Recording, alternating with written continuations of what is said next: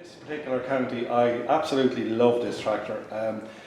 I bought this tractor by accident last summer. I've been trying to buy it for a year from a man in Finland up in the Arctic Circle, and I came across it one night on eBay by accident, and then I thought he was messing me around and I didn't buy it, and because he said he had some jobs to do on it, and so I forgot about it. And I went and bought a Roadless 120J, which you'll see next door, instead, with the few quid I had spare. Yeah. And where'd you go broke buying these yokes? And then here, last summer, just towards the end of August, I got a phone call out of the blue one day from the man in Finland, and I was looking at the phone and I was going, oh bollocks. Have to buy it now. He's going to tell me the tractor's ready and he wants money. So I answered the phone, kind of surprised. He's ringing me and he said, tractor's ready. He didn't speak very good English, sounded like a really old man, but he turned out to be quite a young guy. And he said he'd finished the jobs he was doing on it and that I could buy the tractor off him. And he modified all this. This is a very elaborate snow blade. See that? It's electric over hydraulic, and it's so well wired into the tractor. It's unbelievable. It's very hard on power actually if the tractor is not running all the time. Is it all homemade or is it I don't know. his own designer? I don't know. I'd say it's a factory job, although I don't see any manufacturer's plates on it. But the blade is outside. Yeah. It's a very wide blade. But he hadn't got this tank on it, so he obviously modified it because it either was suffering from an oil shortage or it was getting hot as well. So he put all this tank on it, and he did a few jobs on the inside of the cab. And so bought the tractor, checked him out, and then rang a haulage guy from Dundalk, Jimmy Quinn International, who happened to be in Finland that week, dropping off machines. And he said, oh, my truck will be an hour away from where that is. It's a very nice one. Anyway, thanks very much, Jimmy. Yeah. Anyway, he brought it home for me, but I knew it was going to be nice. It was even nicer than it is very nice. Give us a look at the interior of it there. It's just a gorgeous tractor. And everything works on it, every light. A heap of plough lights on it. See that, yeah. Front lights. Yeah, good lights. Inside of the cab is yeah. absolutely immaculate. Lovely original dash, original seat, but he covered the seat obviously, but he relined all this on the roof. Yeah. There's absolutely just nothing to be done. Nothing needs to be done. No, nothing. So you're happy about that. It's probably the only one you bought as well. Or one of the few. One of the few you didn't have to touch. The dash and everything's all perfect and original. Yeah. Yes, it is nice. And the controls for the snowplow over there. We've no lights in this shed, by the way. Sorry, I'd say he relined the inside of the mudguards, as is the case with all these tractors. This is new, but I'd say it was done some time ago. Yeah. And then the doors, everything perfect. It's a long wheelbase version, which is. Oh, was there two? Was there two? I didn't realise there was two versions in the. There's a short wheelbase and a long wheelbase. 774. 774 and 974. The short wheelbase and long wheelbase. The more desirable one is the long wheelbase. Okay, yeah, I didn't. Because of the wider door and just more. I thought that was just the 1184s were done like that. Tractor. Nearly new tyres on it and linkage PTO. Pick-up hitch. Like the spec is hydraulic top link, hydraulic drop arm. It's just a lovely tractor. It is a nice tractor, yeah. It's a sweet tractor. And then this here, your typical 486, a nice original one. I bought it off a lad in Galway last summer as well. I was with you that day. Yeah, very original tractor. Yeah. The man that had it spent spare time tidying it up as well, and it's a nice sweet Algarve. What year is that one? I don't really know, 74. Yeah. I think it was originally an Northern Ireland tractor. I think he bought it from, oh no, she's originally English. Yes. He bought it from one of the lads, one of the collectors up north. That would have been a massive tractor back in Ireland or even in England back in mid-70s. It's a lovely straight original one. Yeah. Sweet as a nut. Everything works on it. And then we have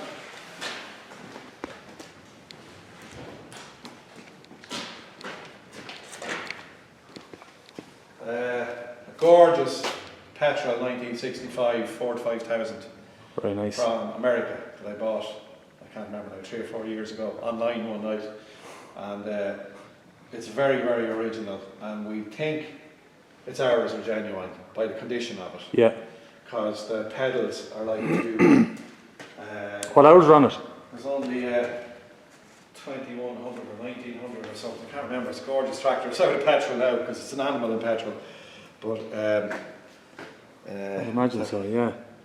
It's, Is that where it came from, Ohio? I think it uses petrol even when it's not running. 1 second, I'll tell you. It's 1900 hours, and I don't know, we think it's genuine because the pedals are all like new, and it's a gorgeous tractor too, and it's running really sweetly. Yeah. It's really easy to start. And I'll give you a demonstration on it. I'm pretty sure it's out of petrol. Sure, petrol. Well, you'd be forgiven for that. Yeah, this Into the big stuff now. This FW30 is a 79, and I kind of ended up with it by accident, and it's a show tractor that I don't know the previous owner, an auctioneer organised the sale for me, and we did a kind of a swap deal or a barter deal for an MF240 and a Ploughmaster 75. Two nice tractors in fairness. We swapped them for this. Yeah. And this tractor I didn't realise had been in an awful lot of magazines over the years and had a lot of money spent on it, tidying it up. Okay. The inside of the cab is all immaculate inside. It's a lovely clean old Garrett. Yeah. And new rubber on it, which probably Tires. costs a fortune. Yeah. The only problem with these tractors is it's lovely to have one, but they're too big. Too big, yeah. Moving them around is a problem. It's, if you want to bring them to a show, it's nearly yeah, it's even a tight fit in here where it is. yeah, it's nearly a day's work. But it's in very good condition, that tractor, isn't it? Yeah, it's an original Ernest Doe import. Oh, I see that, yeah. And she's what year? 79. 79. Year after I was born. And it's Gives a look up there, yeah. right, and they're sitting around. It doesn't I'm saying that, yeah. It's dry underneath. Yeah. Deadly. What do we got here now? One of my favourites. Mad. This is a 1985. Obviously Snoopy 67, 88. And fellas say they're rare. They're not rare. There's loads of them in America, Yeah. and there's quite a lot of them in Australia.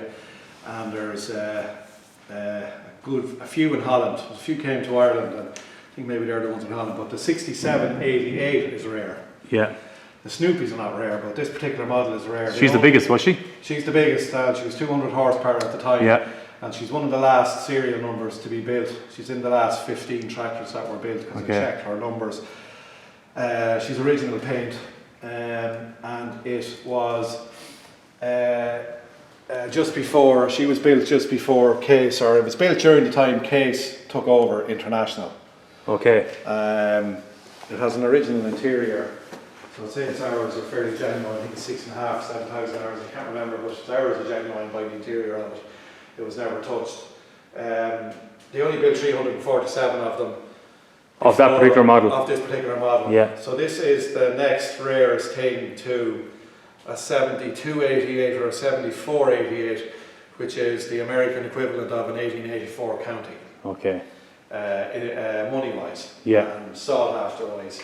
So it hasn't really gone up in value yet. I don't know why, but I think in years to come it's going to be worth a lot of money. That is some because bonus. it's so unique and it's such a sweet tractor. Yeah. I don't think that there's a longer bonnet out there, is there?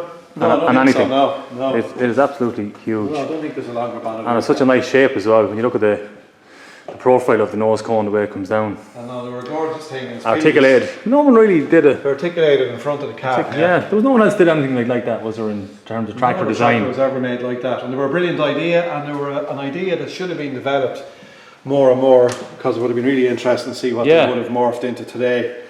But they stopped the project. Case stopped the project. Maybe International weren't making money out of it, I don't know.